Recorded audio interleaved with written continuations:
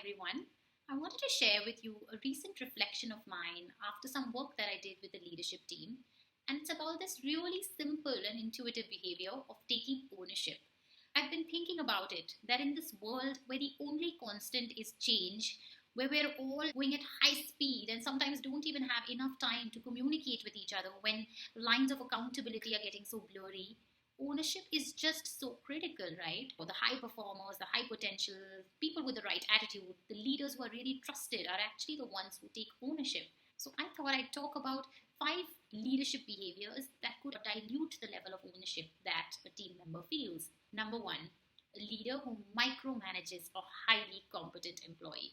We've all either experienced it or been guilty of passing on such an experience to someone, and we know it does not feel great. Number two, a leader who does not empower or give others a chance. And here's a very simple example. A highly capable employee has made a wonderful presentation and walks into a room or a session with his or her leader. The leader presents it all without acknowledging the employee or without saying, hey, why don't you present a part of this, right? And imagine if that employee was put at center stage, given a chance, how good he or she would feel.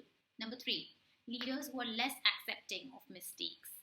I'm not saying don't set high standards of performance or don't call out mistakes. All I'm saying is it's important to sometimes let some small mistakes go, especially if you're working with someone who's competent, conscientious, and generally gets it right. Number four, leaders who only talk about the what and the how and not the why. Having a shared sense of purpose and knowing what is the larger goal, what am I contributing to, can really get someone to walk the extra mile, right? And lastly, but definitely not the least, leaders who criticize and don't recognize. So often we take high performance and good work for granted, but look at the small, minor errors and the mistakes. Only criticizing and not recognizing is taking away from ownership. So ask yourself that as a leader, do I tend to blame or actually do and correct? Do I take responsibility to change what I think is not right?